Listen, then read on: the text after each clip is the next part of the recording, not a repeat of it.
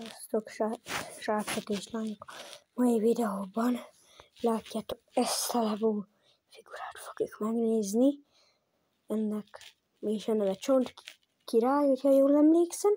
Most ennek a újságát nem nézzük meg, mert megvan az újsága, csak már olyan videót nem akarok, mint a Garmadonosnak, hogy megnézzük. Csak most nagyon sietek. Azért, hogy mondjam, a maszkja teljesen jól le lett másolva Garmadonról, csak annyi bajom van, hogy ezt a csontdarabot miért nem olyat tudtak tenni hozzá, rámész? Miért nem olyat tettek, ami teljesen is hasonlít, legalább arra a 4 csontira. De amúgy itt az eleje, meg a feje 10/10 nekem ez itt. Hát